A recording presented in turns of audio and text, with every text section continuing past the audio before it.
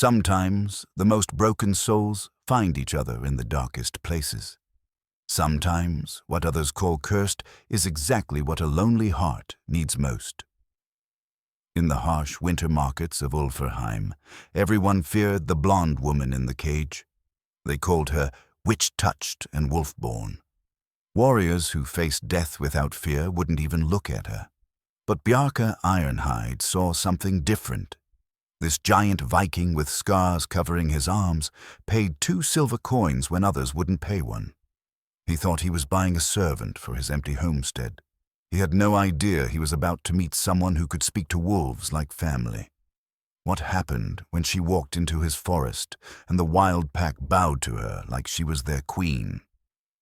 Before we jump back in, tell us where you're tuning in from, and if this story touches you, make sure you're subscribed because tomorrow I've saved something extra special for you. The morning frost clung to the wooden posts of Ulfrheim's market square like the breath of sleeping giants. Steam rose from the nostrils of horses and oxen while merchants stamped their feet against the bitter cold, their voices carrying across the settlement in clouds of white vapor. This was no place for the weak-hearted, this borderland between the known world and the wild forests that stretched beyond memory. Bjarke Ironhide stood nearly 7 feet tall, his massive frame draped in bear pelts that made him appear even larger. His weathered hands, each the size of a dinner plate, rested on the pommel of an ancient sword that had drunk the blood of more men than most warriors would face in 3 lifetimes. Deep scars crisscrossed his forearms like a map of battles fought and won, each mark telling a story of survival against impossible odds. His beard, streaked with premature gray despite his 42 winters, held ice crystals that caught the pale morning light. The homestead he called his own lay 3 leagues north of Ulfrheim, carved from the wilderness by his own hands and those of his fallen brothers. Once, it had echoed with laughter and the voices of kinsmen who shared his hearth. Now it stood empty save for himself, a monument to losses that time could not heal. His wife Astrid had died in childbirth 5 winters past, taking with her the son he would never know. His sworn brothers had fallen one by one, some in raids, others to sickness, a few to their own demons when the weight of their deeds grew too heavy to bear. The loneliness had become a physical thing, settling in his chest like a stone that grew heavier with each passing season. He had tried filling the void with ale and the temporary warmth of tavern women, but such comforts lasted only until dawn. His hall remained silent, except for the crackling of his fire and the whisper of wind through the eaves. Sometimes he spoke aloud to the carved posts that supported his roof, just to hear a voice in the emptiness. This morning, like so many others, he had come to Ulfrheim's market seeking nothing in particular. Perhaps a new axe head, maybe strong rope for mending his roof. Anything to justify the journey and delay his return to that hollow home. The slave pens were not his destination, but something drew his attention as he passed the wooden cages where human misery was bought and sold like grain. The merchants hawked their wares with practiced enthusiasm, describing the strength of captured warriors, the beauty of foreign women, the skill of craftsmen taken in raids. But around one particular cage, a strange silence had fallen. Even the boldest slave traders gave it wide berth, their eyes sliding away as if looking too long might bring misfortune. Inside sat a woman unlike any he had seen in these borderlands. Her hair fell like spun gold to her shoulders, and her skin held the pale luminescence of fresh snow under moonlight. But it was her eyes that captured his attention. Pale blue like winter ice, yet holding depth that spoke of knowledge far beyond her years. She sat perfectly still, her back straight against the cage bars, neither cowering nor defiant. She simply was, as constant and unmovable as a standing stone. The other slaves in neighboring cages pressed themselves against the far sides of their prisons, as far from her as their confines allowed. Hardened raiders crossed themselves when they passed, muttering prayers to Thor and Odin under their breath. Even the slave master, a grizzled veteran named Thorkel, who feared neither man nor devil, kept his distance while shouting his prices. "What ails them?" Bjarke asked a nearby trader, nodding toward the fearful crowd. The man spat in the dirt and shook his head. "Cursed, that one. Taken in the border raids 3 days past, but no good will come of her. They say she speaks to beasts, calls wolves from the forest like they were her own kin. The men who captured her swear she sang to the moon on their first night, and every wolf for leagues around answered her call." "Superstition," Bjarke replied, but his eyes remained fixed on the woman. "Maybe so," the trader continued, lowering his voice, "but I've seen strange things in my years. That one, Alva, they call her. She hasn't spoken a word since they caged her. Won't eat, won't drink, just sits there staring like she can see through a man's soul. The Jarl's own priest blessed her cage 3 times, but still the fear remains." Bjarke studied the woman more closely. Her clothes, though torn and stained from captivity, showed quality in their weaving. No peasant's garb, this, but the dress of someone born to better circumstances. Her hands, while calloused from work, bore no scars of hard labor. A mystery, then.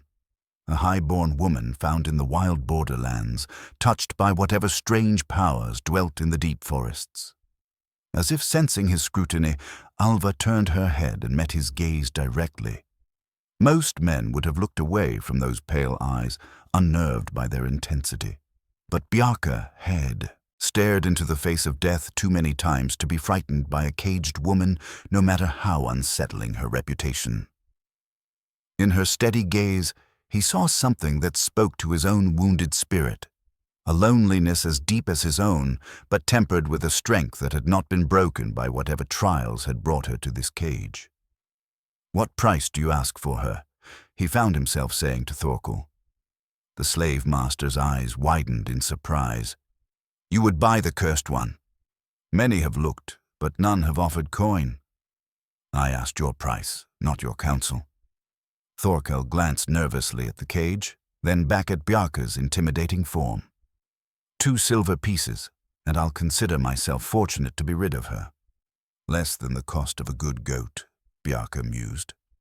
The insult to the woman's apparent dignity stirred something in his chest, anger at the casual dismissal of what had clearly once been a person of worth. He reached into his purse and counted out the coins without hesitation. "Done. Unlock her cage." As Thorkel fumbled with his keys, muttering prayers under his breath, Bjarke wondered what madness had possessed him. He had no need of a servant, cursed or otherwise. His simple needs were easily met by his own hands. Yet something about Alva's quiet dignity in the face of humiliation called to him, reminded him of his own struggles to maintain honor in a world that seemed bent on stripping it away. The cage door swung open with a rusty squeal. For a moment, Alva remained motionless, as if freedom were a concept she had forgotten. Then, with fluid grace, she rose to her feet and stepped into the morning light. She was taller than he had expected, her bearing proud despite the iron collar around her neck, the symbol of her captivity that would remain until he chose to remove it. The crowd fell silent as she walked past, their fear palpable in the cold air. Bjarke fell into step beside her, noting how she moved with the quiet confidence of a predator, each step placed with deliberate care. She neither hurried nor lagged, simply matched his pace as if they had walked together for years. "Can you speak?" he asked as they left the market square behind. She turned those pale eyes toward him and nodded once, but offered no words. Her silence was not sullen or defiant. It simply was, like the quiet that falls over a forest before dawn. Something in that measured calm told him that when she chose to speak, her words would carry weight. The path to his homestead wound through stands of pine and oak, their branches heavy with snow that had fallen in the night. As they walked, Bjarke found himself stealing glances at his unexpected purchase. The cold seemed not to touch her, though she wore only a thin woolen dress beneath a ragged cloak. Her breath came steady and unlabored despite the punishing pace he set through the deepening drifts. When they crested the hill that overlooked his hall, Bjarke felt the familiar tightness in his chest that came with seeing his empty home. The long house stood solid and well-built, its timber walls chinked tight against the winter wind. Smoke rose from the hole in the roof where he had banked his morning fire, and the carved dragon heads at each end of the roof ridge glared out over the surrounding forest with fierce protectiveness. Yet for all its strength and beauty, it remained a hollow shell, a warrior's hall without warriors to fill it. Alva stopped beside him and gazed down at the homestead. For the first time since leaving her cage, something changed in her expression, not softening exactly, but a recognition of something that pleased her. She nodded once, as if approving of what she saw. "It's not much," Bjarke said, surprised by his own need to explain. "Built it with my sworn brothers, but they're all gone now. Gets lonely in the long winters." She turned those penetrating eyes on him again, and for a moment he felt as if she could see clear through to the heart of his pain. Then, so quietly he almost missed it over the whisper of wind in the pines, she spoke her first words. "Loneliness is a choice," she said, her voice carrying a slight accent he could not place. "Even in solitude, one need not be alone." The words struck him with unexpected force. Before he could ask what she meant, she began walking down the slope toward his hall, leaving him to follow in her wake like a guest in his own home. 3 days passed in a strange rhythm that neither Bjarke nor Alva had expected. She moved through his hall like a ghost given substance, performing tasks he had not asked her to do with quiet efficiency. His neglected hearth now burned bright and warm, the scattered belongings of his solitary existence organized with careful precision. Yet she did these things not as a servant seeking approval, but as someone claiming her rightful place in a space that had been waiting for her. The iron collar remained around her neck, a constant reminder of her legal status as his property. But when Bjarke looked at her, moving with such quiet authority through his home, the metal band seemed like a cruel jest. This woman belonged to no one, least of all him. Still, he hesitated to remove it, knowing that once freed, she would likely disappear back into whatever wilderness had birthed her. On the 4th morning, everything changed. Bjarke woke before dawn, as was his habit, to find his hall empty. The banked coals still glowed red in the fire pit, and Alva's sleeping furs were neatly folded beside the wall. No sign of struggle, no indication of flight. She had simply vanished as silently as morning mist. His first thought was that she had finally run, seeking freedom in the deep forests. But something about the careful way she had arranged her belongings suggested this was not escape, but purpose. He dressed quickly and stepped into the pre-dawn darkness. The world lay hushed under a fresh blanket of snow that had fallen while they slept, the surface unmarked except for a single line of footprints leading away from his hall toward the tree line. Her tracks were clear in the pristine snow, the delicate impressions of bare feet that should have been blue with frostbite in such cold, yet showed no signs of the stumbling gait that would mark a person driven by pain.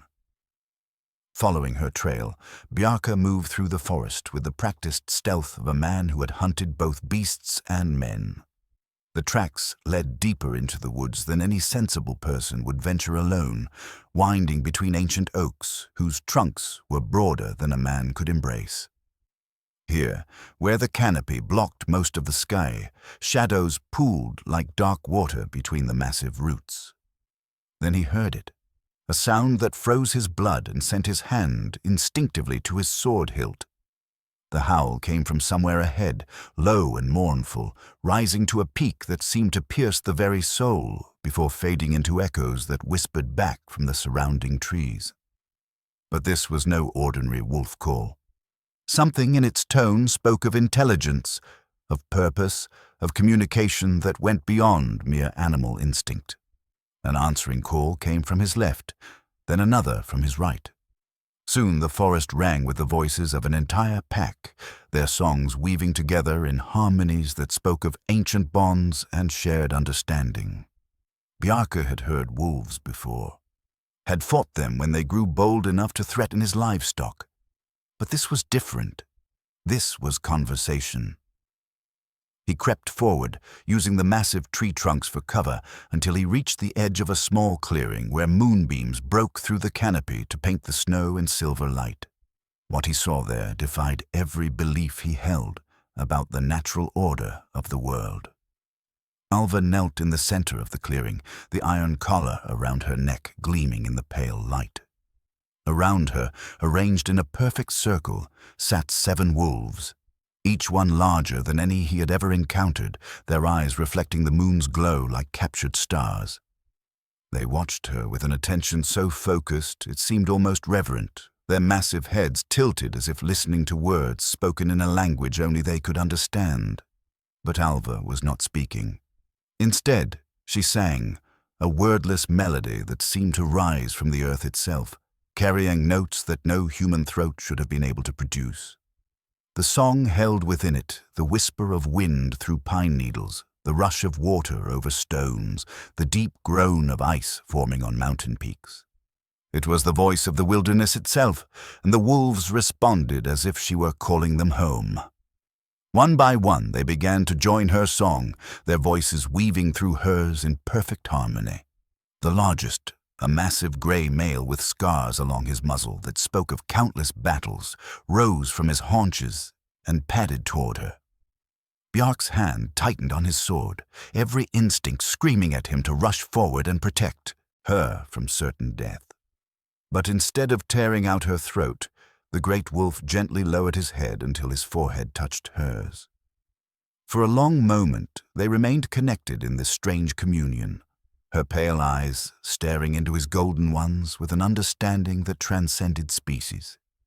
Then the wolf backed away, and the entire pack took up the song with renewed vigor, their voices carrying across the forest like a declaration of alliance renewed. As the song reached its crescendo, Alva raised her hands toward the sky, and the iron collar around her neck began to change. The crude metal started to glow with an inner light, its black surface taking on the warm gleam of polished silver. Ancient runes appeared along its length, symbols that seemed to shift and dance in the moonlight, spelling out words in a language older than memory.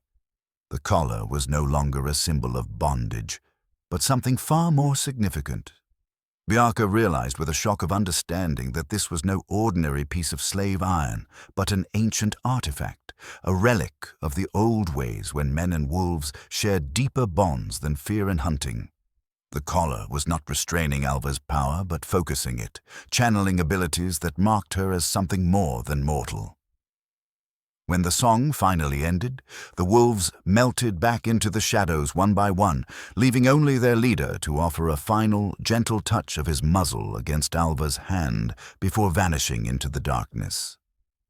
She remained kneeling in the snow for several minutes, her breathing visible in small puffs of vapor that seemed to hang in the air longer than natural cold should allow.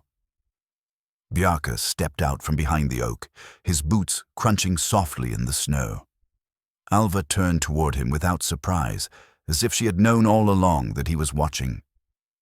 In the moonlight, her pale eyes seemed to hold depths that had not been there before, pools of ancient knowledge that made her appear both younger and impossibly old. "What are you?" he asked, his voice barely above a whisper. She rose gracefully to her feet, snow falling from her woolen dress like flower petals. "I am what I have always been," she replied, her words carrying that same strange accent. "The question is whether you are ready to see it. Those wolves, they know you. As I know them, as the forest knows the trees, as the moon knows the tide." She touched the collar at her throat, which had returned to its appearance of crude iron, though Bjarke now knew better. "This was my grandmother's, and her grandmother's before her. It has been waiting for me to claim it, just as this place has been waiting for someone to understand its secrets." And what secrets would those be? Alva smiled for the first time since he had bought her freedom, and the expression transformed her face from merely beautiful to something that made his breath catch in his throat.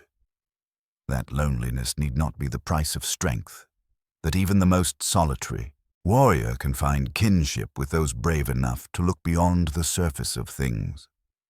She began walking back toward the hall, moving with that same fluid grace he had noticed before. But now he understood what he was seeing. Not the careful steps of a captive, but the confident stride of a creature perfectly at home in the wilderness. She was not his property, had never been anyone's property. She was a force of nature, wearing human form, and she had chosen to enter his life for reasons he was only beginning to understand. As they emerged from the tree line, the first rays of dawn were breaking over the mountains to the east, painting the snow-covered landscape in shades of gold and rose. His hall stood before them, solid and welcoming, but Bjarke knew that nothing would ever be the same. The woman walking beside him carried secrets that could reshape his understanding of the world, and her presence in his life was not accident, but destiny. The wolf's song still echoed in his memory, and he found himself wondering what other mysteries lay hidden in the forests around his home, and what role he was meant to play in the ancient drama that was only now beginning to unfold. The days that followed brought changes to Bjarke's homestead that went far beyond the presence of another person in his hall. With Alva's arrival, the very nature of his land seemed to shift, as if some ancient compact had been renewed after years of abandonment. Game appeared where it had been scarce, deer grazing openly in his meadows, rabbits multiplying in the nearby thickets. His well, which had run muddy for the past 2 winters, suddenly ran clear and sweet. But the most dramatic change was in the wolves themselves. They no longer remained hidden in the deep forest. Each evening, as darkness settled over the homestead, shapes could be glimpsed moving between the trees at the edge of the clearing. Sometimes Bjarke caught glimpses of golden eyes reflecting his firelight, watching with an intelligence that made the hair on the back of his neck stand on end. Yet they never approached the hall itself, maintaining a respectful distance that spoke of boundaries clearly understood by all parties. Alva moved through her new life with the same quiet confidence she had shown in the forest clearing, but now Bjarke began to notice subtleties he had missed before.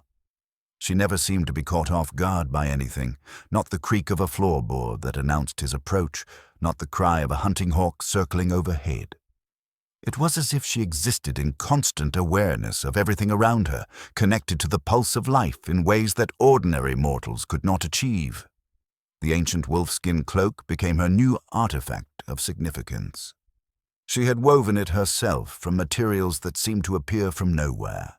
Silver-gray fur that caught moonlight like spun metal, adorned with small bones carved with runes that matched those on her collar. When she wore it, which was most often in the evening hours, she seemed to become something more than human, a bridge between the world of men and the wild places where older powers still held sway. "Where did you learn such skills?" Bjarke asked one evening as he watched her work. She was preparing herbs gathered from places he had never seen, grinding them with a mortar and pestle carved from what looked like meteoric stone. "My grandmother's line stretches back to the time before the first Jarls," she replied without looking up from her work, "when the barriers between worlds were thinner, and mortals who proved themselves worthy could walk among the spirits of forest and stream." "And you believe yourself worthy?" She paused in her grinding and looked at him with those penetrating pale eyes. "Worth is not something one claims for oneself. It is proven through service to something greater than personal desire." "Service to whom?" "To the land itself. To the creatures who have no voice in the councils of men. To the old ways that maintained balance between taking and giving." She resumed her work, the rhythmic grinding of stone on stone filling the silence between them. "Your people once understood this. Before they became consumed with raiding and conquest, the Norse knew how to live as part of the world rather than its masters." Her words stung because they held truth. Bjarke had seen what endless warfare brought. Empty halls, broken families, young men dying far from home for causes they barely understood. His own brothers had fallen not in defense of their land, but in pursuit of silver and glory that had brought them nothing but early graves. "The old ways are dying," he said. "Men prefer iron to wisdom now, only because they have forgotten what true strength looks like." Alva set down her pestle and turned to face him fully. "Tell me, Bjarke Ironhide, what is the greatest victory you have ever won?" The question caught him off guard. His mind immediately went to his most celebrated battle, a raid on a Saxon monastery where he had personally slain 12 armed monks and claimed a fortune in gold. But looking into Alva's eyes, he found himself thinking instead of a different moment entirely. There was a winter, 5 years past, when the harvest failed and half of Ulfrheim faced starvation. I gave away most of my stores, kept barely enough to survive myself, lost good silver I had planned to use for a new sword. And how did that feel? Like the right thing to do. He paused, surprised by his own honesty. Better than any victory in battle, if I'm speaking truth. Alva smiled, and something in her expression suggested she had known what his answer would be before asking the question. That is the strength the old ways honored most, the warrior who protects rather than conquers, who builds rather than destroys. It is why the wolves recognize you as worthy of trust. They trust me. They do now. Before, you were simply another human to be, avoided, dangerous but predictable. Now they see you as I see you, a guardian who has lost his way, but not his purpose. That night, as if summoned by their conversation, the wolves came closer than they ever had before. Bjarke stood in his doorway and watched 7 massive shapes emerge from the tree line to sit at the edge of his firelight. They made no threatening moves, showed no signs of aggression. They simply sat and watched, as if waiting for some signal that never came. "They want something," he observed to Alva, who stood beside him wrapped in her wolf fur cloak. "They want to know if you will accept their allegiance. I don't understand." In the old days, the greatest warriors were those who commanded not only men, but the respect of the wild creatures. A jarl whose hall was guarded by wolves was a jarl who understood the true nature of power. She touched the collar at her throat, which gleamed silver in the firelight. But such bonds cannot be forced. They must be offered freely and accepted with full understanding of what they mean. And what do they mean? Responsibility, protection of the innocent, defense of the weak, stewardship of the land itself. The wolves do not serve tyrants or cowards. They ally themselves only with those who prove themselves worthy of trust. Bjarke studied the watching pack, seeing in their golden eyes an intelligence that challenged everything he thought he knew about the natural world. One, the great gray male he had seen in the clearing, rose to his feet and took a single step forward. Then another. Slowly, with deliberate care, the massive wolf approached until he stood just beyond sword reach. For a long moment, warrior and wolf regarded each other in silence. Then, moving with the same careful deliberation, Bjarke took a step forward. The distance between them closed to mere feet, close enough that he could see the old scars along the wolf's muzzle, the wise patience in his ancient eyes. "His name is Fenris," Alva said quietly. "He has led this pack for 12 years, fought off challengers from 3 different territories. He is offering you the bond that your grandfather's grandfather might have known. How do I accept? By proving you understand what it means to be a true alpha, not through dominance, but through protection of those who depend on you." As if understanding her words, Fenris lowered his massive head in what could only be interpreted as a bow. Behind him, the rest of the pack followed suit, creating a tableau that belonged to the age of legends rather than the practical world of raiders and farmers. The bond ceremony, when it came, was unlike anything from the sagas or the tales told around winter fires. There were no priests, no sacred groves, no burning offerings to distant gods. Instead, 3 nights after Fenris had offered his allegiance, Alva presented Bjarke with an artifact that would change everything, a war horn carved from the tusk of some ancient beast, its surface covered with spiraling runes that seemed to shift and dance in the firelight. "This belonged to Ulfric the Wolf Keeper," she explained, cradling the horn reverently in her hands. "The last of the old jarls who understood the true covenant between man and wolf. When he died, the horn was thought lost. But my grandmother kept it safe, waiting for one worthy to wield it again." The horn was magnificent, nearly 3 feet long and polished to an ivory sheen that gleamed like captured moonlight. The runes carved along its length were unlike any Bjarke had seen before, more ancient than even the oldest runestones. When he took it from Alva's hands, warmth spread up his arms, and for a moment he could swear he heard distant howling carried on a wind that touched no other part of the hall. "What am I meant to do with it?" "Call them," Alva said simply. "Not as a master summons servants, but as an ally calls to allies. The horn will carry your voice to every wolf within 10 leagues, and they will know whether you speak with honor or deception." That evening, Bjarke stood in his doorway with the horn raised to his lips, Alva beside him in her wolf fur cloak. The 7 wolves who had been watching from the tree line sat motionless in the snow, their golden eyes reflecting the firelight from his hall. Everything in the world seemed to hold its breath, waiting for the moment that would either forge a new alliance or shatter forever the possibility of understanding between species. When he blew the horn, the sound that emerged was nothing like the harsh bronze calls he had used to rally his brothers in battle. This was deeper, richer, a voice that spoke of ancient forests and moonlit hunts, of loyalty that transcended death and bonds forged in starlight.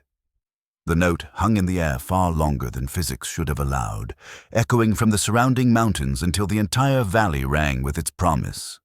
The response was immediate and overwhelming. From every direction came answering howls, not just from the 7 wolves in his clearing, but from packs scattered across the entire region. The sound rolled across the landscape like thunder, dozens of voices joining in harmonies that spoke of recognition, acceptance, and alliance freely given. Bjarke felt the weight of their trust settle on his shoulders like a mantle of responsibility he had never asked for, but somehow always been meant to bear. Yet with acceptance came challenge. Word of the strange alliance between the giant Viking and the mysterious woman spread quickly through Ulfrheim and beyond. Some called it witchcraft, others madness. A few of the older residents remembered stories of such bonds from their childhood, but most viewed the development with suspicion and fear. The first real test came when Thorvald the Red arrived with a dozen armed men. Bjarke had known him for years, a competent raider but not an overly intelligent man, given to solving problems, with his sword rather than his wits. He rode up to the homestead 3 days after the horn ceremony, his face grim with purpose and religious fervor. "I've come for the witch," Thorvald announced without preamble, his hand resting on his sword hilt. "The priest says she's corrupting good Christian souls with her heathen magic." "Alva is under my protection," Bjarke replied calmly, though his own hand moved instinctively toward his weapon.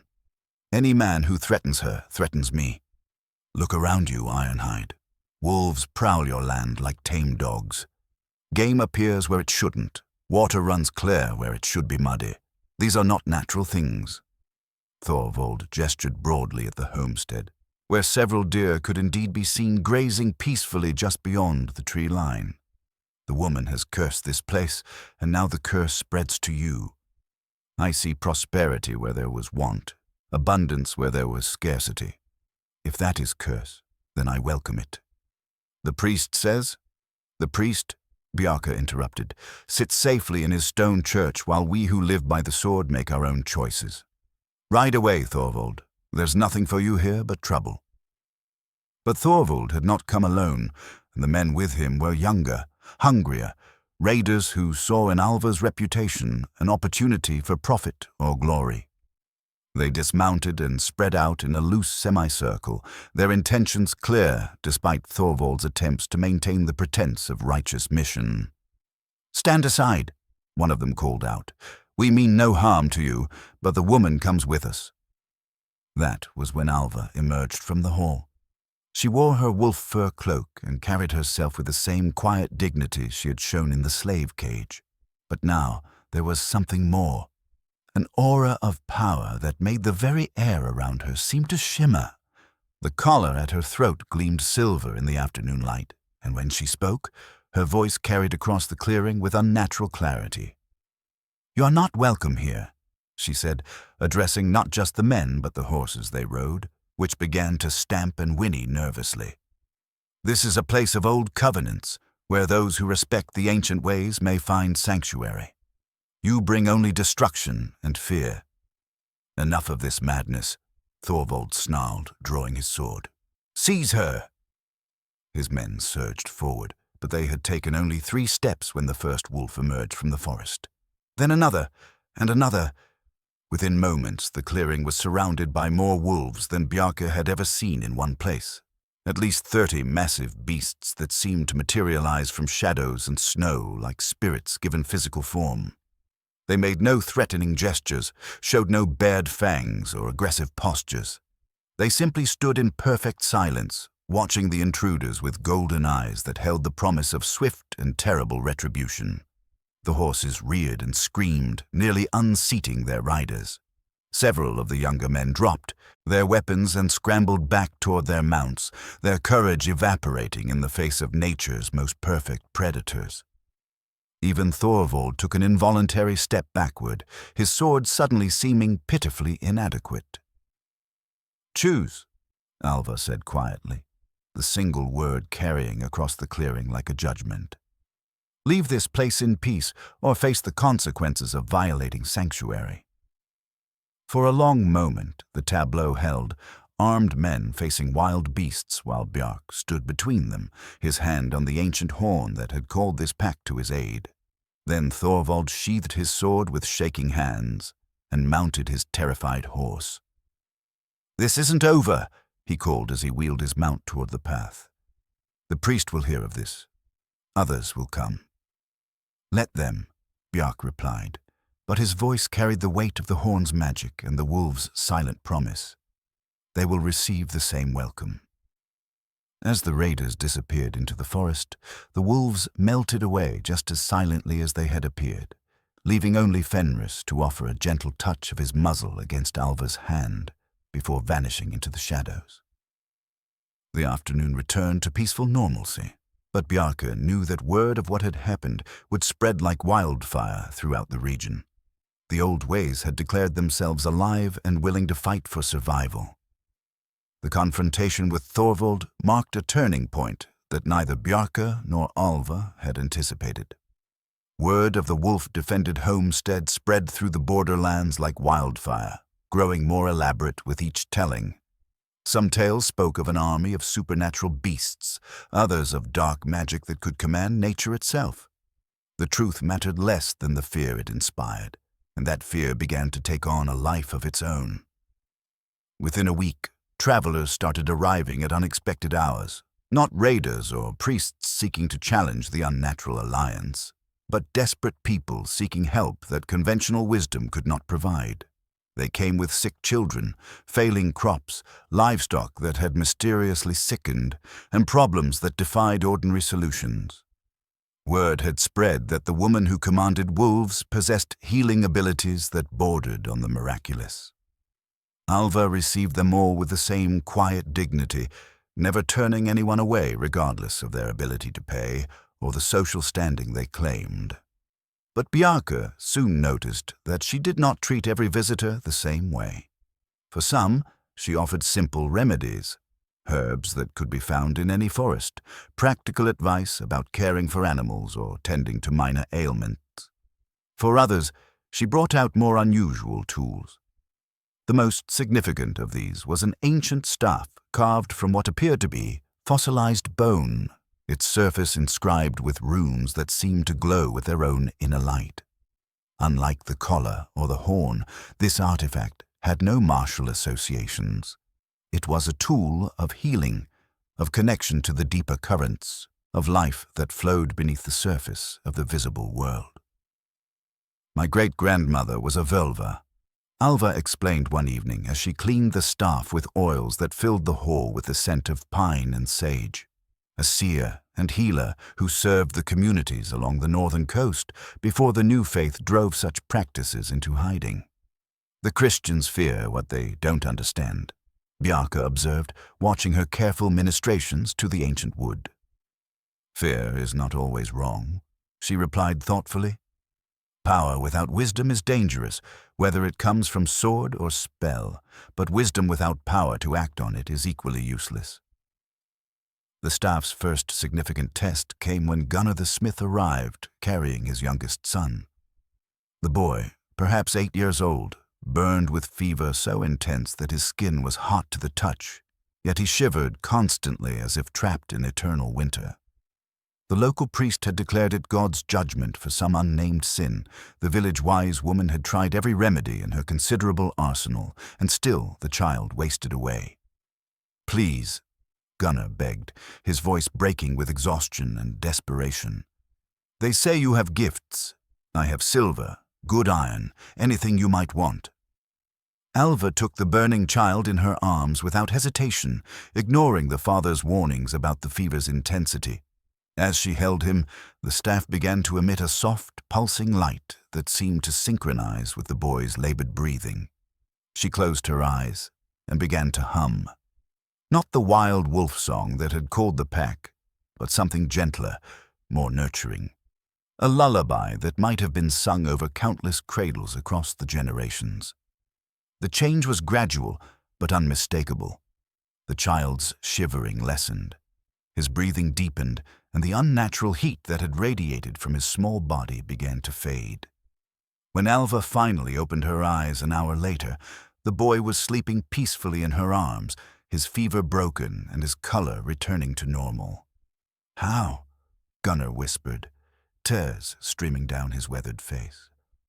"Some sicknesses come from the body, others from the spirit," Alva replied, gently transferring the sleeping child back to his father's arms. "Your son carried fear, not his own, but yours. Children absorb the emotions of those who love them, sometimes to the point where worry becomes physical illness. But the fever was real enough. But it fed on the terror you carried for his safety. When that fear was calmed, the body could remember how to heal itself." Gunnar tried to press silver coins into her hands, but Alva refused them with a gentle shake of her head. "Bring him back in 3 days so I can be certain the healing holds. That is payment enough." Word of the miraculous recovery spread even faster than the stories of wolf summoning, and soon a steady stream of pilgrims was making its way to the remote homestead. Not all came seeking healing. Some brought gifts of gratitude, others offered their services in exchange for the protection that the wolf pack's presence implied. A small community began forming in the forest around Bjarke's hall, drawn by the promise of safety and the hope of finding solutions to problems that the conventional world had deemed unsolvable. Yet with growth came complications that tested the very foundations of what Alva and Bjarke were building together.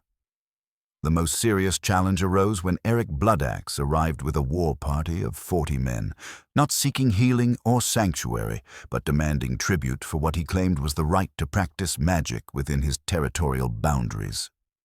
Eric had built his reputation on brutality and conquest, carving out a domain through fear and the ruthless elimination of anyone who might challenge his authority.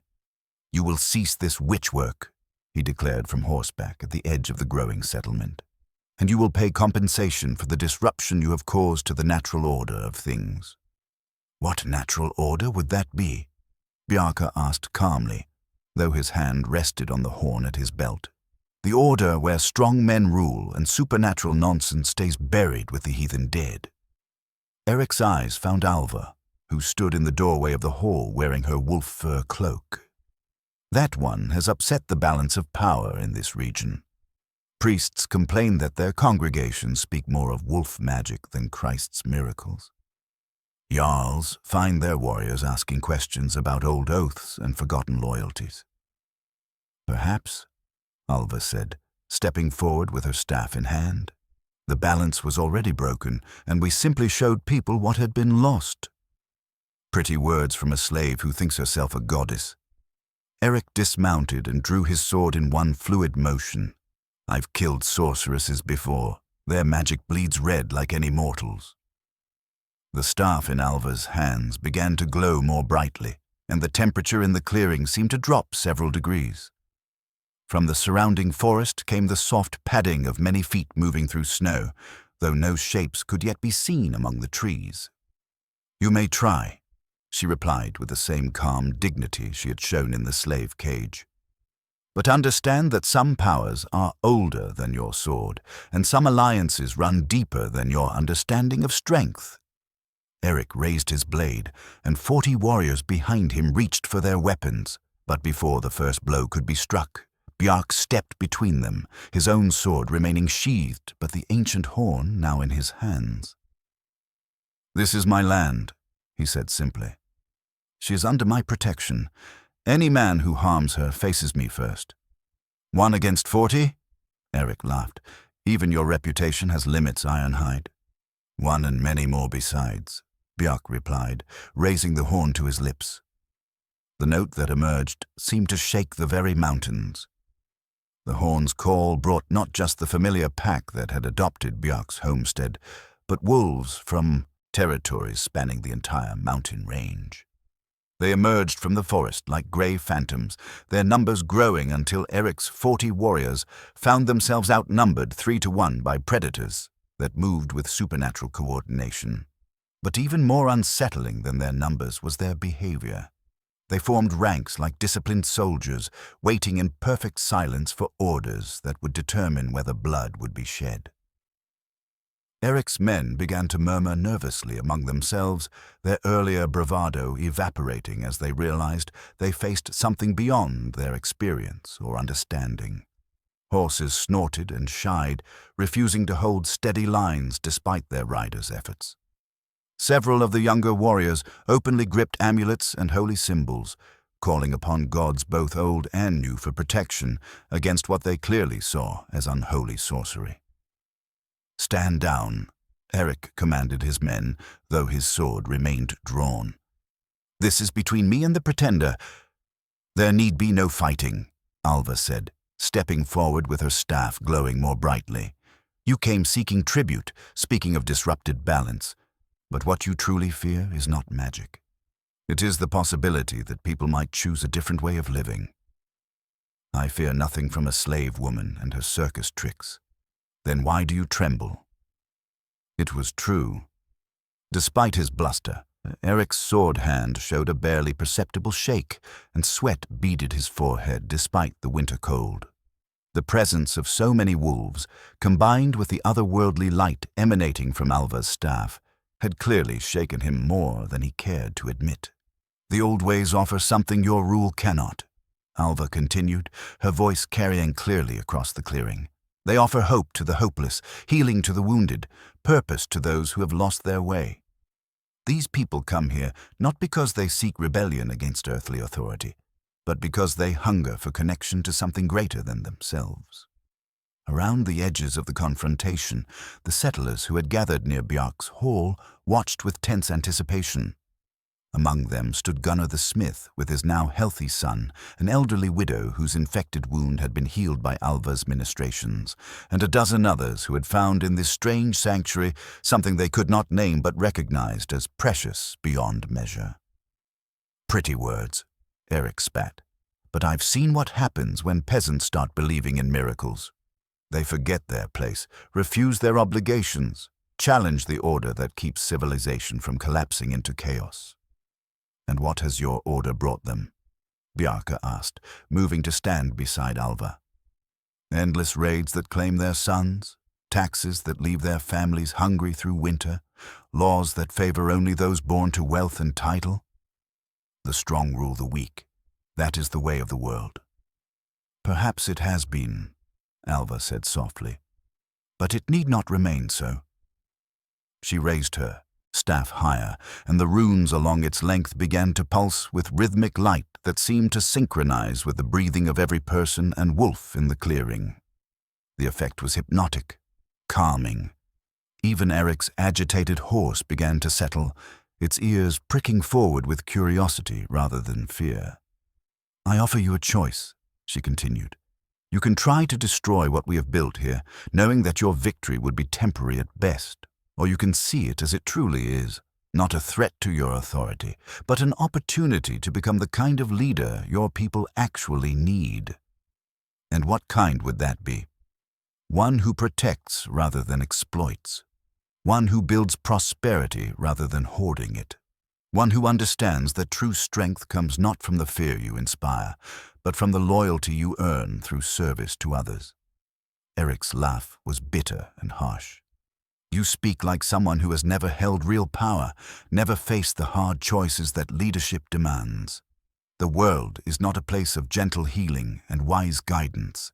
It is brutal and unforgiving, and those who refuse to acknowledge that truth become victims of it." "I have held power," Alva replied quietly. "I have made hard choices and lived with their consequences. I know what it means to stand alone against forces that seem insurmountable." She touched the collar at her throat, which gleamed silver in the staff's light. "But I have also learned that isolation and brutality are not the only paths to survival." Something in her tone made Eric pause, his sword lowering slightly. For the first time, he seemed to truly see her, not as a slave or a sorceress, but as someone who had walked through darkness and emerged with hard-won wisdom. "You speak in riddles," he said, but with less certainty than before. "Then let me speak plainly." Alva stepped closer, close enough that only Eric could hear her next words. But Bjarke, standing nearby, caught fragments of what she whispered, fragments that spoke of losses endured, of children she had failed to save, of a village that had burned while she possessed the power to help, but lacked the wisdom to use it properly. When she finished speaking, Eric stood in stunned silence for a long moment. His sword point dropped to rest against the snow-covered ground, and his face showed a struggle between the identity he had built for himself and the possibility of something different. "You offer mercy to someone who came to kill you," he said finally. "I offer understanding to someone who has forgotten there are alternatives to the path he walks. And if I refuse, if I choose to see your mercy as weakness, then you will face the consequences of that choice. But they will be consequences you bring upon yourself, not punishments imposed by others." The standoff stretched on for minutes that felt like hours, 40 armed warriors facing more than 100 wolves while their leader wrestled with concepts that challenged everything he had believed about power and leadership. Finally, Eric sheathed his sword with deliberate slowness. "I will not fight you today," he announced to his men, "but neither will I bend the knee to peasants and their pet sorceress." "No one asks you to," Bjarke said. "We ask only that you leave in peace and spread word that this place offers sanctuary to any who seek it honestly." Eric mounted his horse and gathered his reins, but before leaving he turned back to face Alva one final time. "You may be right about the old ways having value," he admitted grudgingly, "but you are naive if you think everyone will be as reasonable as I have chosen to be today. There are forces moving in the wider world that will not be turned aside by gentle words and wolf magic." "What forces?" "The church grows stronger each year, and its bishops have no tolerance for what they call heathen practices. They speak of crusades, of purifying the Northlands of all traces of the old faiths." Eric's expression grew grim. "You have built something beautiful here, but you have also painted a target on your backs. When the holy warriors come, and they will come, they will not be interested in dialogue or compromise." With that ominous warning, he wheeled his horse away and led his war party back into the forest, leaving behind a community that had been forever changed by the confrontation and the revelations it had brought. Eric's warning proved prophetic sooner than anyone had expected. 3 weeks after his departure, a stranger arrived at the settlement, Not the armed crusader they had anticipated, but a bent old man leaning heavily on a walking stick, his clothes marking him as a wandering scholar rather than a warrior. He gave his name as Brother Marcus and claimed to be researching ancient Nordic customs for the monastery at Bergen. Alva received him with her usual courtesy, offering food and shelter despite the obvious suspicion his presence aroused among the settlers. But Bjarke noticed something that set his nerves on edge: the way the wolves reacted to the monk's presence. They did not flee or show aggression, but they watched him with an intensity that suggested they sensed something hidden beneath his humble exterior. "You have built a remarkable community here," Brother Marcus observed as he shared their evening meal. "Word of your healing gifts has spread as far as the coastal monasteries." "News travels swiftly in these mountains," Alva replied diplomatically. "Indeed, particularly news of such unusual nature." The monk's eyes found the staff that rested against the wall near Alva's seat. "That is a beautiful piece of craftsmanship. May I examine it more closely?" Without waiting for permission, Brother Marcus reached toward the carved bone, and the moment his fingers made contact, everything changed. The humble scholar's facade fell away like a discarded cloak. His bent back straightened, his trembling hands steadied, and when he looked up, his eyes blazed with a power that made the air itself seem to crackle. The walking stick in his other hand revealed itself as something far more significant, an artifact that pulsed with dark energy and bore inscriptions in Latin that hurt to look upon directly. "Forgive the deception," he said, his voice now carrying the authority of someone accustomed to command. "But one cannot be too careful when dealing with practitioners of the old arts. I'm Bishop Adalbert of Trondheim, and I've come to offer you a choice that will determine not only your fate, but the fate of everyone in this valley." Bjarke's hand moved instinctively toward his sword, but Alva placed a restraining touch on his arm. "Speak your piece," she said calmly, though her own staff had begun to glow in response to the bishop's revealed presence. "The church has been watching your activities with great interest," Adalbert continued, rising to his full height, which was considerably more imposing than his disguise had suggested. "At first, we assumed you were simply another hedge witch peddling minor charms to superstitious peasants. But the reports that reach us speak of healings that border on resurrection, of beasts that obey like trained soldiers, of powers that challenge the very foundations of Christian authority in these lands. And this troubles you? On the contrary, it fascinates me." The bishop's smile was cold and calculating. "You see, the church has learned through centuries of experience that fighting such powers directly often proves counterproductive. Fire and sword can destroy the practitioners, but the knowledge itself has a way of surviving, passing from teacher to student, growing stronger in the shadows." "Then what do you propose?" "Cooperation." Adalbert set his dark staff against the table, and the carved bone of Alva's vulva staff seemed to recoil from its presence. "Join us. Bring your gifts into the service of the true faith and help us build something greater than either of our traditions could achieve alone." "You want me to become a Christian?" "I want you to become something new, a bridge between the old wisdom and the new revelation. Think of what we could accomplish together. Healing that draws upon both prayer and ancient knowledge. Communities that combine Christian virtue with Nordic strength. A future where supernatural gifts serve the glory of God rather than heathen superstition." Alva was quiet for a long moment, studying the bishop's face with those penetrating pale eyes. When she finally spoke, her voice carried a note of genuine curiosity. "And what would become of those who choose to follow the old ways purely? The people who have found sanctuary here because your church has no place for them? They would be welcomed as any converts are welcomed, with open arms and grateful hearts. The past would be forgotten, the slate wiped clean." Adalbert's tone grew more persuasive. "You have already shown them a better way of living. Help us show them an even better way, one that leads to eternal salvation rather than mere earthly comfort." "I see."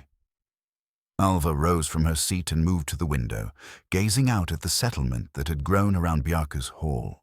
Families had built modest homes among the trees. Children played in the snow under the watchful eyes of both human parents and wolf guardians, and smoke rising from a dozen hearths spoke of a community that had found peace in the wilderness.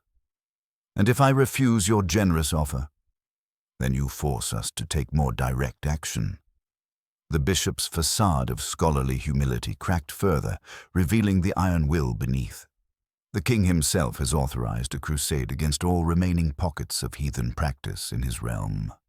500 knights and twice as many soldiers will sweep through these mountains, burning every settlement, killing every practitioner, destroying every artifact of the old ways they can find. A threat, then. A reality. The army is already gathering at Trondheim. They will march within the month, and nothing in these forests will survive their passage. Adalbert gestured toward the window. Unless, of course, they find that the dangerous sorceress has already converted to Christianity and begun using her gifts in service to God.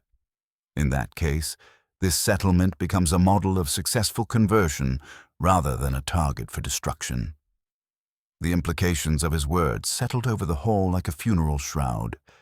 Bjarke felt his blood turn to ice as he realized the true scope of what they faced, not just a single bishop with dark powers, but an entire ecclesiastical war machine prepared to erase everything they had built. "You offer conversion or death," Alva said quietly. "I offer survival and purpose. Your gifts are remarkable, but they are wasted on this handful of refugees and outcasts. Imagine what you could accomplish if you had the resources of the church behind you. Monasteries that could serve as healing centers, schools where the old knowledge could be preserved and refined, a network of believers who would spread your techniques throughout Christendom. And the wolves would be seen as God's creatures, tamed by His grace working through you. The people would marvel at how divine power could command even the wildest beasts to serve His purposes." Alva turned back to face him, and something in her expression had changed. For the first time since Bjarke had known her, she looked tired, not physically exhausted, but spiritually weary in a way that spoke of burdens carried too long. "You have put considerable thought into this proposition. The Church has had centuries to perfect the art of incorporation. We do not destroy what can be transformed to serve our ends. And you believe my gifts can be so transformed?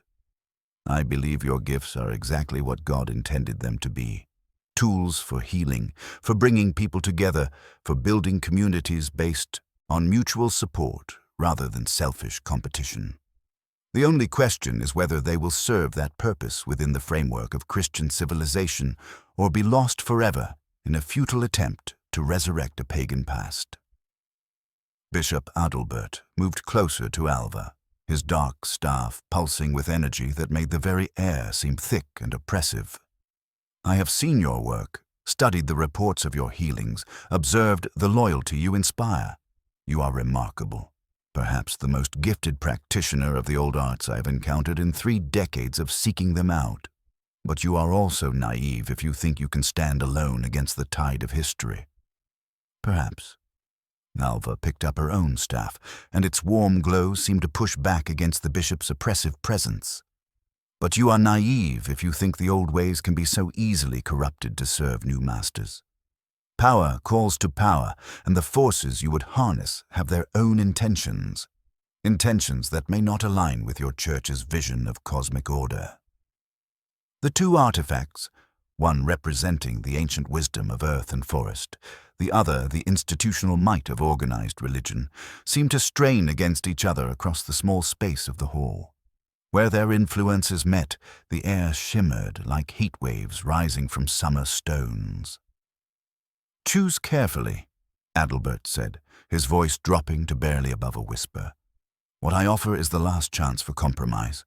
Refuse me, and when the crusade comes, there will be no mercy for anyone, not for you, not for your protector, not for any soul who has found a shelter in this place." Alva closed her eyes and stood in silence for what felt like an eternity. the weight of impossible choices pressing down upon her shoulders like the accumulated snow of a hard winter. When she finally opened them again, her decision would change everything. When Alva opened her eyes, they held a clarity that spoke of decisions made and consequences accepted. "I've walked this path before," she said quietly, her words carrying the weight of memory and hard-won wisdom. "In another valley, in another time, I faced a similar choice. I chose compromise then, thinking I could serve two masters and preserve what mattered most." And Bishop Adalbert leaned forward, sensing opportunity in her admission. "And I learned that some things cannot be bent without breaking, that power shared is power corrupted, and that those who would preserve the old ways by hiding them within new forms often lose both." Alva's grip tightened on her staff, causing its runes to flare with renewed intensity.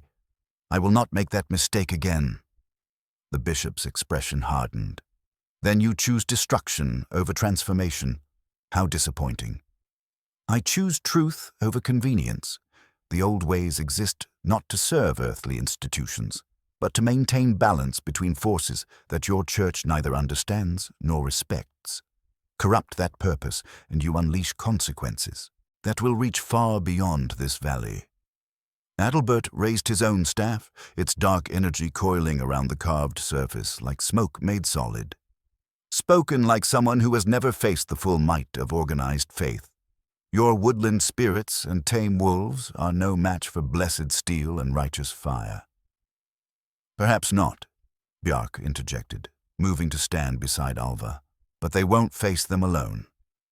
The confrontation might have escalated into immediate violence, but Alva placed a restraining hand on both men. "Enough. Bishop Adalbert has delivered his message and received his answer. The choice of what comes next lies with forces greater than any of us." "The army marches in 20 days, the bishop said as he moved toward the door. "Use that time wisely. To flee, to make peace with whatever gods you serve, or to reconsider the folly of defying the inevitable." After he left, dissolving into the darkness like mist before dawn, the hall fell into heavy silence. The other settlers had heard enough through the thin walls to understand the gravity of their situation, and word spread quickly through the small community. By morning, the first families had already begun packing their belongings, preparing to seek safety elsewhere before the storm broke. But to Bjarke's surprise, more stayed than left. Gunnar the smith was among the first to declare his intentions. "This place saved my son's life," he announced to anyone who would listen. "I'll not abandon it in its hour of need." The elderly widow whose infected wound had been healed echoed his sentiment. "I've run from troubles before, and running never solved anything that couldn't be solved better by standing firm." As the days passed, the settlement transformed from a peaceful refuge into something resembling a military camp, but unlike any war preparation Bjarke had ever witnessed. Alva worked tirelessly to strengthen the bonds between the human defenders and their wolf allies, teaching willing volunteers how to coordinate with the pack in ways that went beyond simple commands. The war horn became a constant presence, its calls echoing through the forest as practice sessions tested the limits of interspecies cooperation. More importantly, she began sharing knowledge that she had kept carefully guarded until now. Techniques for crafting protective charms from common materials, methods for reading the intentions of approaching enemies through signs in the natural world, and most crucially, ways to channel the power of the Velva staff through multiple people simultaneously. The old wisdom was never meant to rest in the hands of one person alone, she explained as she taught a circle of volunteers to link their consciousness with hers. It worked best when entire communities understood their role in maintaining the ancient contracts. The process required them to fashion crude replicas of her staff from local materials, branches of rowan and oak carved with simplified runes, blessed in ceremonies that called upon powers sleeping in the deep places of the earth. These lesser artifacts could not match the power of the ancient original, but when wielded by people who truly understood their purpose, they could channel enough energy to make a difference in the coming conflict. Yet even as they prepared for war, Alva insisted on maintaining the routines of peace. Children still came to her for minor ailments. Pregnant women sought her blessing for safe delivery, and the daily work of the community continued without interruption. She seemed determined to show that the old ways represented more than just supernatural power. They embodied a complete philosophy of living that refused to be diminished by external threats. "You're preparing them to die," Bjarke observed one evening as he watched her teaching a group of farmers to call upon the strength of the earth itself. "I'm preparing them to live," she corrected gently. "Death comes to all things in time, but the manner of living, that is always a choice. 500 knights, Alva, and twice as many foot soldiers. We have perhaps 60 people capable of fighting, most of them farmers and craftsmen with no real experience of war. Numbers matter less than you think when the battle is fought on multiple levels." She gestured toward the forest, where shapes could be seen moving between the trees, not just the familiar wolf pack, but other creatures drawn by the growing supernatural resonance of the settlement. "We do not stand alone, and our enemies cannot comprehend what they truly face." On the 15th night, as reports arrived of the crusading army's approach, Alva performed a ritual that transformed the very nature of their sanctuary. Using her staff as a focus, she walked the boundaries of the settlement while chanting in languages that predated written history. With each step, the barriers between the physical and spiritual worlds grew thinner until the entire valley existed in a state of enhanced reality where natural laws bent to accommodate older, deeper truth. The effect was immediately visible. Trees that had been merely large became massive, their trunks wide as houses and their crowns reaching toward the stars. Streams that had run clear and cold now sparkled with an inner light that revealed the presence of spirits dwelling within the flowing water. Even the stones seemed more solid, more permanent, as if they had suddenly remembered their role as the bones of the earth itself. "What have you done?" Bjarke asked, staring in wonder at a landscape transformed. "I have awakened this place to its true nature," Alva replied, though the effort had clearly drained her. "For 3 days and 3 nights, the old powers will walk openly in this valley. Our enemies will find themselves fighting not just mortal opponents, but the very forces that shaped the world in the dawn times. And after 3 days, either we will have proven ourselves worthy, guardians of the ancient wisdom, or there will be no one left to remember why such things matter." The transformation affected more than just the landscape. The human defenders found their senses sharpened to supernatural keenness, their strength enhanced beyond normal limits. Their understanding of each other's thoughts and intentions deepened until they moved together like parts of a single organism. The wolves, already formidable, became creatures of legend, their eyes blazing with intelligence that spoke of primordial knowledge, their howls carrying power that could shake stone and steel. But the most dramatic change was in the artifacts themselves. Alva's staff blazed with light that could be seen for leagues, its runes shifting and flowing like living script that wrote itself anew with each moment. The war horn took on qualities that made it seem forged from starlight rather than mortal bone, its calls capable of reaching not just wolves in the surrounding forests, but spirits dwelling in realms that touched this world only in places of great power. Even the simple replica staves carried by the volunteer defenders began to manifest properties that their makers had never imagined possible. Farmers' tools became weapons that could cut through steel, herbal charms provided protection that turned aside blessed blades, and ordinary men and women found themselves capable of feats that belonged in the sagas of heroes. On the 18th night, Fenris came to Alva bearing news that chilled the blood of everyone who heard it. The great wolf's message, communicated through bonds deeper than language, spoke of an army that marched under banners both earthly and divine, knights whose armor bore blessings that made them proof against ordinary weapons, priests whose prayers could call down literal fire from heaven, and at their head, a bishop whose staff channeled power that made his earlier display seem like a child's game. "They know what we have done here," Alva translated for the assembled defenders. They come prepared, not just for battle, but for a war between competing visions of how the world should be ordered.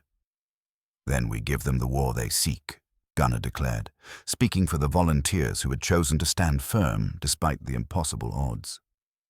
No, Alva said firmly. We give them something they do not expect, a demonstration of what they seek to destroy, and a chance to understand why some things are worth preserving even at the cost of everything. As the final preparations continued through the night, Bjarke found himself thinking of the journey that had brought them to this point. From his lonely purchase of a supposedly cursed slave to the imminent defense of a community that embodied everything he had lost and found again. Tomorrow would bring either vindication or destruction, but tonight, surrounded by friends willing to die for shared ideals, he felt more truly alive than he had in years.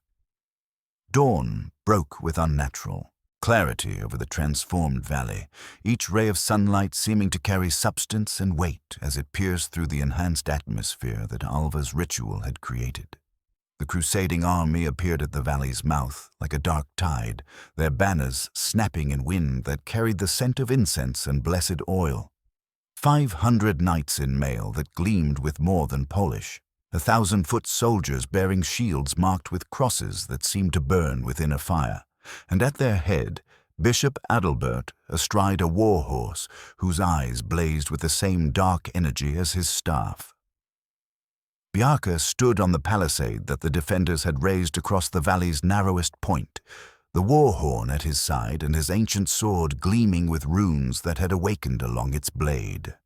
Around him, 60 volunteers gripped their replica staves and farming tools transformed by desperate purpose into weapons of legend. But it was the sight beyond the human defenders that truly gave the approaching army pause. Wolves moved between the trees in numbers that defied counting, not just the local packs that had answered Bjarke's call, but ancient creatures summoned from the deepest wilderness by powers that predated human civilization. Some were giants that stood tall as horses, their fur shot through with silver that caught the light like captured starfire. Others seemed to flicker between solid form and shadow, appearing and disappearing as if they existed only partially in the physical world. Children of a dying age, Bishop Adalbert's voice carried across the valley with supernatural clarity, enhanced by the same forces that had transformed the landscape. You cling to superstitions that have no place in God's plan for this world. Surrender now, and your deaths will be swift and merciful. Alva stepped forward to the edge of the palisade, her vulva staff blazing so brightly that it hurt to look upon directly. The iron collar around her neck had completed its transformation into pure silver, its runes shifting and flowing like living text that rewrote itself with each heartbeat. When she spoke, her voice reached every ear in the valley despite its gentle tone. "We are the guardians of balance," she called back. "We preserve what your certainty would destroy, protect what your conquest would consume. If you seek war, you will find it. But know that you fight not just mortal opponents, but the very foundations upon which your own faith was built." The bishop raised his dark staff, and shadows seemed to pour from its carved surface like smoke. "Then let us test which foundation proves stronger, the rock of Christ's church or the shifting sands of pagan delusion." The battle began not with the clash of steel on steel, but with a contest of wills that shaped reality itself. Adalbert's staff sent forth tendrils of darkness that sought to smother the light emanating from Alva's artifact, while she responded with pulses of radiance that revealed the true nature of things hidden beneath deceptive surfaces. Where the opposing energies met, the air itself seemed to tear, creating rifts through which glimpsed other worlds, some brighter than any paradise promised by earthly religion, others darker than any hell conceived by mortal fear. The knights charged forward with battle cries that invoked the name of their god, but they found their war horses suddenly reluctant to advance. The enhanced landscape resisted their passage, roots rising from the earth to snare their mounts, streams deepening to become rushing torrents that no amount of training could prepare their animals to cross. Even the air seemed thick as honey, slowing their advance to a crawl that allowed the defenders precious time to coordinate their response. Bjarke raised the war horn to his lips and blew a call that seemed to shake the very mountains. The sound that emerged carried more than mere wolf summons. It held within it the voices of every creature that had ever made this valley its home, the whispered songs of trees that had grown here for centuries, the deep harmonies of stones that remembered the world's shaping. In response, the forest itself came alive with purpose. Bears emerged from caves where they should have been hibernating, their massive forms moving with deliberate intent toward the invading force.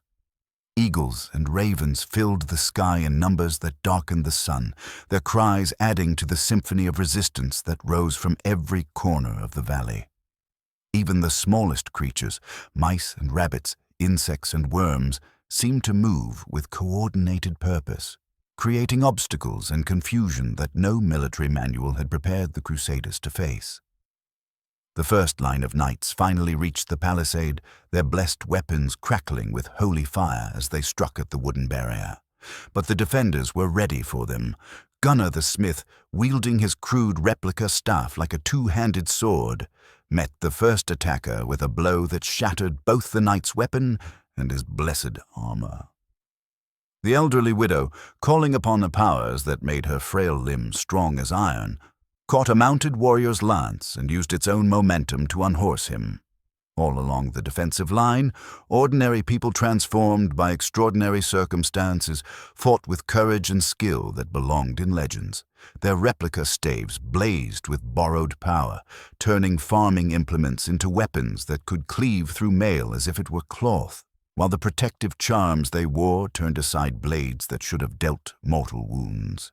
But even as the defenders held their ground, the true test was only beginning. The spiritual battle between Alva and Bishop Adalbert reached its crescendo as their opposing forces clashed in realms beyond the physical world. The Volva staff and the bishop's dark artifact became conduits for powers that had been locked in conflict since the first human learned to speak with, spirits dwelling in stone and stream. Where their energies intersected, reality itself began to fray, revealing glimpses of the cosmic forces that shaped existence at its most fundamental level. Adalbert's staff drew its strength from centuries of accumulated faith, from the prayers of countless believers who had surrendered their individual will to the authority of divine institution. It was power born of unity, of shared purpose, of the awesome strength that came from absolute certainty in revealed truth. Dark fire poured from its carved surface, seeking to burn away everything that challenged the supremacy of organized religion. But Alva's staff channeled something older and more primal, the wisdom of the earth itself, the accumulated knowledge of every creature that had ever lived and died in harmony with natural law. It blazed with light that revealed rather than destroyed, showing the true nature of things that institutional thinking preferred to keep hidden. Where its radiance touched the dark fire, both forces transformed into something neither pure light nor consuming shadow, a gray twilight that held space for complexity, for questions without easy answers, for truths that could not be reduced to simple doctrine. Around them, the physical battle raged with intensity that seemed to draw strength from the spiritual conflict at its heart. The wolves had engaged the crusading army's flanks, their supernatural coordination allowing them to strike with precision that no mortal military unit could match. Fenris himself led charges that broke entire squadrons of knights, his massive form moving with speed that made him appear as a gray blur rather than a single creature. Yet the Crusaders were not helpless against supernatural opposition. Their blessed weapons proved capable of wounding even the enhanced wolves, and their priests called down literal pillars of fire that scorched the earth where they struck. Several of the greatest wolf champions fell to blessed steel, their death howls echoing across the valley like the breaking of ancient oaths. Bjarke found himself at the center of the melee, the war horn forgotten as he wielded his runed sword against opponents who fought with skills honed by years of holy warfare. Each knight he faced seemed stronger and faster than mortal men had any right to be. Their armor turning aside blows that should have cleaved through steel, their weapons crackling with energies that burned like captured lightning. But the ancient blade in his hands had been awakened by the same forces that transformed the valley, and it cut through blessed mail as if it were woven air. More importantly, each enemy he struck down seemed to weaken the overall strength of the crusading force, as if the army drew its supernatural advantages from some shared source that could be diminished through sustained opposition. The tide of battle turned when one of the younger defenders, a farm boy named Eric, who had fashioned his replica staff from a branch of the sacred oak, managed to break through the circle of priests who surrounded Bishop Adalbert. The lad's crude weapon blazed with borrowed power as he struck at the bishop's mount, causing the supernatural warhorse to scream and rear, throwing its rider to the ground. For a moment, the bishop's concentration wavered, and the dark fire pouring from his staff faltered. In that instant of vulnerability, Alva struck with all the power she could channel through her ancient artifact. Light purer than mountain snow poured forth, not seeking to destroy the bishop, but to reveal the truth hidden beneath his righteous certainty. What that light revealed shocked both armies into momentary stillness. Bishop Adalbert was not the dedicated servant of divine will he appeared to be, but something far more complex. A man who had walked too long in the shadows between competing powers, drawing strength from sources he no longer fully controlled. The dark staff that had seemed to channel heavenly authority was revealed as an artifact of far more ambiguous origin. Its power derived not from divine blessing, but from the same ancient forces that Alva herself commanded. "Hypocrite," Alva said, her voice carrying clearly across the suddenly quiet battlefield. "You condemn what you secretly practice, deny what you desperately need, destroy what you fear to lose." The bishop struggled to his feet, his dark staff flickering between shadow and flame as his control wavered. "The old ways must die," he snarled, but his voice held desperation rather than conviction. "There is no room in this world for powers that cannot be controlled, for wisdom that refuses to serve earthly authority." "Then you understand nothing of what you seek to destroy," Alva replied sadly. "Power shared is power multiplied. Wisdom preserved is wisdom that grows, and truth revealed is truth that sets both victor and vanquished free." The final confrontation between the two artifacts began as both Alva and Adalbert raised their staffs for what would either be the moment of ultimate victory or complete annihilation for everything they had fought to preserve. The final clash between the ancient staffs never came to pass in the way either combatant expected. As Alva and Bishop Adalbert raised their artifacts for what promised to be a confrontation that would reshape the spiritual landscape of the entire region, a third voice spoke from the edge of the battlefield, quiet, measured, and carrying the authority of someone who had walked between worlds far longer than either of the primary combatants. "Enough." The word came from an elderly woman who emerged from the forest at the valley's eastern edge, leaning on a walking staff that made both Alva's Velva artifact and the bishop's dark rod seem like crude imitations. She was ancient beyond easy measure, her white hair flowing like spun starlight, her eyes holding depths that spoke of knowledge accumulated across centuries rather than decades. "Grandmother Ragnhild," Alva whispered, her weapon lowering as recognition dawned. "Child," the newcomer replied with gentle affection, then turned those timeless eyes upon Bishop Adalbert. "And you, troubled son, do you not recognize the one who taught your teacher's teacher how to walk between the light and shadow?" The bishop's dark staff flickered and went dim as something like memory stirred behind his eyes. "The Norns spoke of one who bridged the old ways and the new, who helped shape the earliest forms of what became our sacred traditions, but that was centuries ago. Time flows differently for those who serve the deeper currents," Ragnhild said simply. "I have watched the dance between your faiths for many generations, seen how each claims exclusive truth while drawing from the same wellspring of mystery that neither fully comprehends. She moved with surprising grace for one so ancient, positioning herself between the opposing forces with the natural authority of someone accustomed to mediating conflicts that threatened to tear reality itself apart. As she walked, the transformed landscape seemed to respond to her presence, the supernatural enhancements settling into patterns that felt more stable, more permanent. "This battle serves no one," she continued, addressing both armies with equal compassion. "You fight over interpretations of power that exists beyond the reach of any single tradition to contain or control.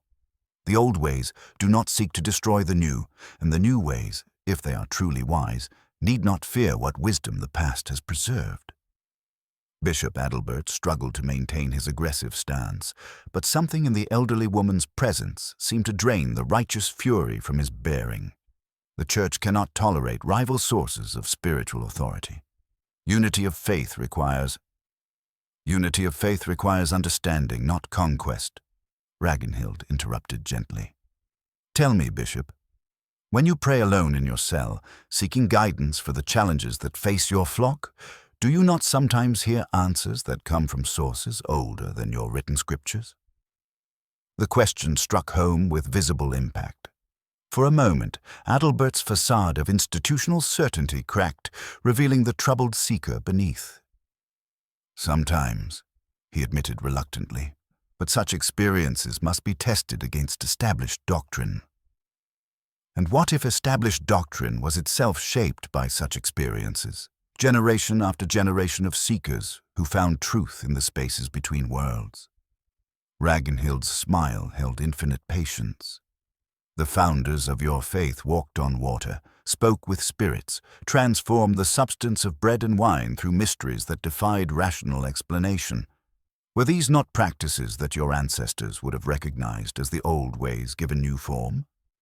The realization rippled through both armies as they processed the implications of her words.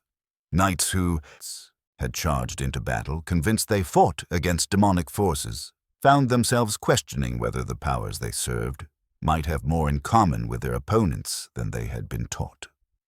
Defenders who had prepared to die for the ancient traditions began to see possibilities for synthesis rather than destruction. Alva stepped forward, her Velva staff now glowing with gentle warmth rather than battle-bright intensity. "You speak of a path that preserves both traditions without requiring either to surrender its essential nature." "I speak of wisdom that your valley has already begun to demonstrate," Ragnhild replied, gesturing toward the settlement where smoke still rose from peaceful hearths despite the battle that had raged around it. "Here, people of different backgrounds have found common ground in service to something greater than themselves. Here, ancient knowledge has been used not to dominate others, but to heal, to build, to create sanctuary for those who seek it." She turned back to Bishop Adalbert, whose dark staff had now gone completely dim. "Your crusade was born of fear, fear that the old ways would seduce your followers away from institutional authority. But what if instead of destroying what you fear, you learn to understand it?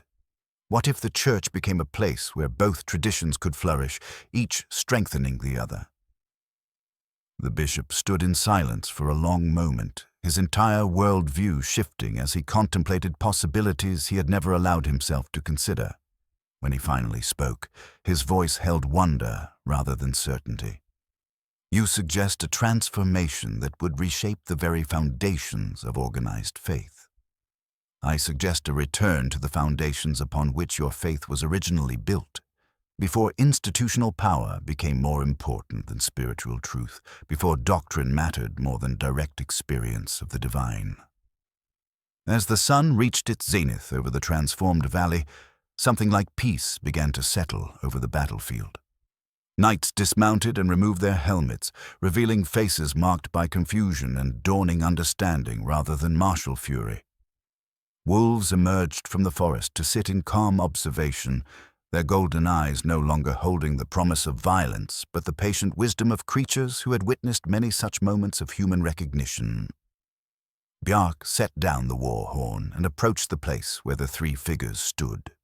The ancient mediator, the seeker disguised as a bishop, and the woman who had brought the old ways back to life in a world that had nearly forgotten their value. Around them, both armies waited to learn what form the future would take. The iron collar around Alva's neck transformed now into pure silver inscribed with runes of peace rather than power, caught the sunlight and threw it back in patterns that spoke of new beginnings, of bridges built between worlds that had thought themselves forever separated, of hope, kindled in hearts that had grown accustomed to despair. In the end, the greatest victories come not from defeating enemies, but from discovering that enemies might become allies when shown a path that honors the truth in both their traditions. The old ways lived on, but enriched by new understanding, while the new ways found depths of meaning they had never imagined possible. And in a small valley where wolves and humans had learned to work together, the future began to take shape around principles that neither tradition could have achieved alone.